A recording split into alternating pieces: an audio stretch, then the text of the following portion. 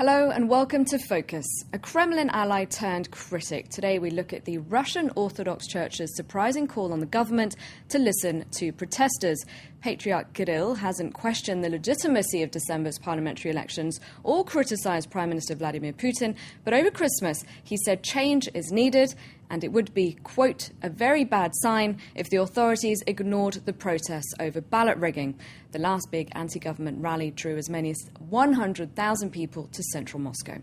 In a moment, I'll be asking Andrew Osborne in Moscow just how influential the Russian Orthodox Church is, and could we see a break with the Kremlin? But first, this report.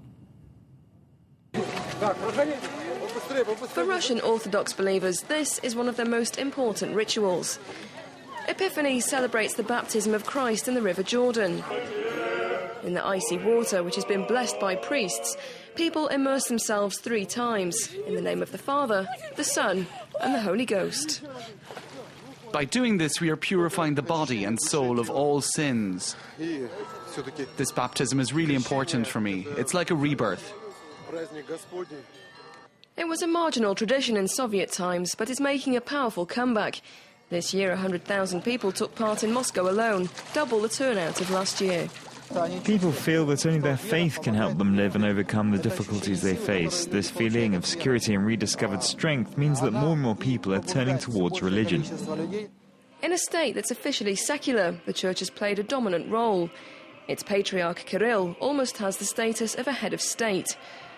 A figure of constant public attention, his masses are broadcast live on state TV. Kirill is also a close associate of Vladimir Putin, but he does appear to be distancing himself from him. After the wave of anti-Kremlin protests, he spoke out for the first time. For the Church, this question has become very important, because amongst the faithful, there are people who took part in these protests, as well as people who were the target of these protests. If the authorities ignore them, it would be a very bad sign, signalling their inability to adapt and to correct their mistakes. Above all, he condemned voter fraud that marred a recent parliamentary election, calling it a lie that contradicted the Church's values. For this historian, there's nothing surprising about his reaction. In the texts which govern relations between the Church and the state, there is a clause. If the authorities trample upon the rights of the people, the Church reserves the right to react and to even call for civil disobedience. Things have not yet got to that stage, but priests are increasingly trying to distance themselves from United Russia, the ruling party. Father Vsevolod, an official spokesman for the Church, is one such priest. In his parish, he's advocating dialogue with the opposition and has just suggested that an Orthodox party be set up. We sense this need at the heart of Russian society. People are sick of politics being bogged down in corruption. They want a fairer state and more morality in politics. For that, us believers are going to speak out more and more on politics, the economy, social relations, and everything else demanding more fairness. His solution is to allow priests to play an active role in the country's politics and even to run in elections. It's an idea that the Patriarch's office is studying carefully. And I'm now joined from Moscow by the Daily Telegraph's bureau chief, Andrew Osborne. Hello, Andrew. Now, 25 years ago, the Russian Orthodox Church wasn't a force to be reckoned with when the Soviet Union still existed. But now, just how influential is the Church in modern Russia? That's right. I mean, in the Soviet era, its influence was virtually nil, but it really has in the last 2 decades, since the 1991 fall of the Soviet Union. It really has staged a remarkable renaissance. It's very influential. It's very powerful. Patriarch Kirill, the head of the Church, is often pictured alongside Vladimir Putin, the Prime Minister, or President Dmitry Medvedev, and it pronounces on pretty much every walk of life, and millions of Russians listen very closely to what it has to say. So it's very influential. Just how unusual is it then for it to speak out effectively against the Kremlin, and might we see a break with the Kremlin even? It's unprecedented, really, for it to speak out against the Kremlin. In the past, it's been very, very close to the Kremlin, very supportive of all of the Kremlin policies. It goes out of its way to be supportive, almost slavishly so, and particularly supportive of Mr. Putin himself. So it's incredibly unusual. Will we see a break? I mean, that's we're not there yet. That seems unlikely in a way. I mean, one of the theories about why this is happening, why they're doing this, is actually that it's pragmatism. That they've seen that the wind is changing. Tens of thousands of people, as we heard in the report, are coming onto the streets. They don't want to find themselves behind the public mood. And the other theory actually is that the Kremlin wants to kind of try to diffuse public anger, and is actually using the church to help do that. That means that they actually want the church to kind of, if you like, take the side of the protesters, at least partially. So when it comes to performing a U-turn, because at first the church actually tried to dissuade people from taking to the streets, you'd say that then one explanation is that the church is just trying to keep up with the times.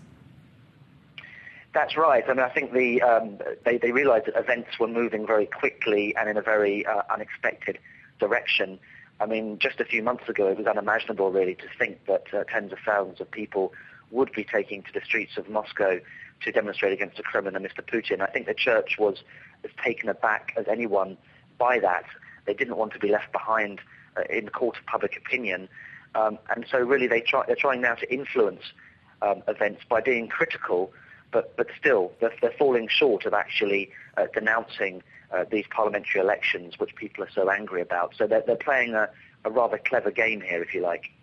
And Patriarch Kirill is far from being the only religious critic of the government since the elections, isn't he? Well, that's true. I mean, there have been other critics. I mean, almost in every walk of life, in fact, in Russia, in public life, people have come out. I mean, it's not something that's just confined to religion. Everyone has been critical of this. I mean, but it is mostly political, I'd have to say.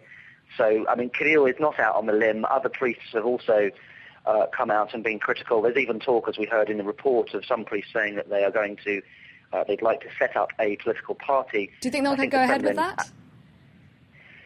I think that seems unlikely. I think, to be honest with you, I think that would probably be a bridge too far for the Kremlin.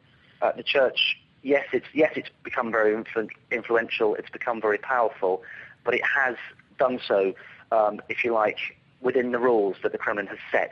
And I think a political party, a religious political party, that would be a step too far for the Kremlin. I think the Kremlin would see that as a threat to its own power base. Andrew Osborne, thank you very much for joining us from Moscow. That's it for Focus. Thanks for watching. Do stay tuned to France 24.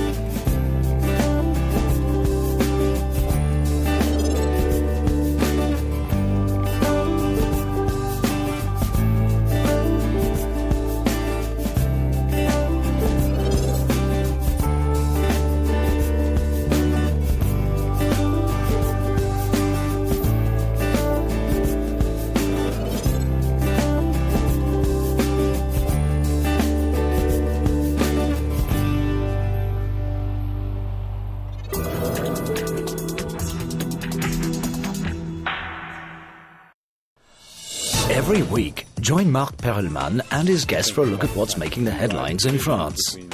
Interviews, lively exchanges, and analysis of the major events. Politics, every Thursday, 4:40 p.m. Paris time on France 24.